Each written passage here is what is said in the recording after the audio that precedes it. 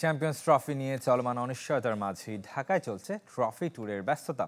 রাজধানীর ব্যস্ত বসুন্ধরা শপিং কমপ্লেক্সে সকাল থেকে লাইন ধরে ট্রফির সাথে ছবি তুলছেন ভক্তরা। বছর শেষের খুশি নগদে হবে বেশি। নগদ পেমেন্টে নির্দিষ্ট ক্যাটাগরির কেনাকাটায় ৩০০ টাকা পর্যন্ত ক্যাশব্যাক।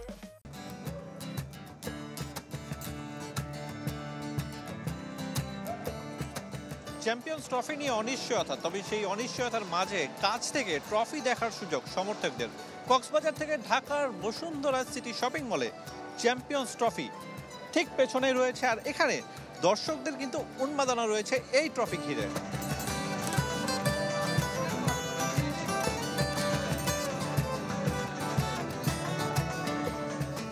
সারি সারি লাইন, চারদিক থেকে এসে এখানে ফ্রেম বন্দি হয়েছেন সমর্থকরা। পাশে ছিল মাস্কট, আর একই সঙ্গে কুইজের ব্যবস্থা করা হয়েছে, আর সাথে গেম জোনও রাখা হয়েছে বসুন্ধরা সিটির এই শপিং মলে।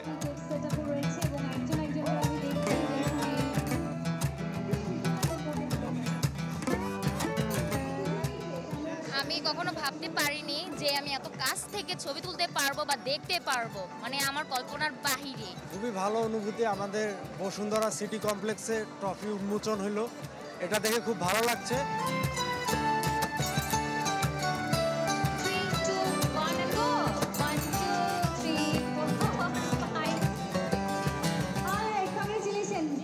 তবে একটা জায়গায় অসন্তোষ, ভারত পাকিস্তান বৈরিতা এখন পর্যন্ত ভেন্যু চূড়ান্ত হয়নি।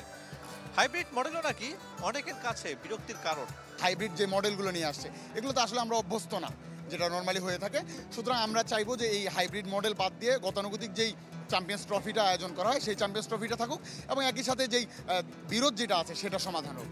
যদি চ্যাম্পিয়ন্স ট্রফি পাকিস্তানে হয় তাহলে সব থেকে টুর্নামেন্টের সৌন্দর্য ফুটে উঠবে আর কি। 2017 সালে চ্যাম্পিয়ন্স ট্রফি সেমিফাইনাল খেলেছিল বাংলাদেশ, প্রত্যাশা অনেক এবারও, কিন্তু মনে প্রশ্ন সাকিব তামিমের খেলা নিয়ে।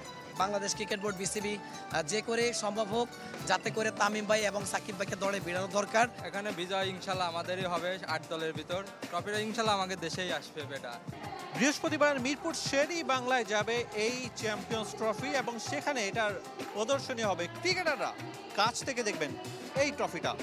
আরিফুল ইসলাম, চ্যানেল 24, ঢাকা।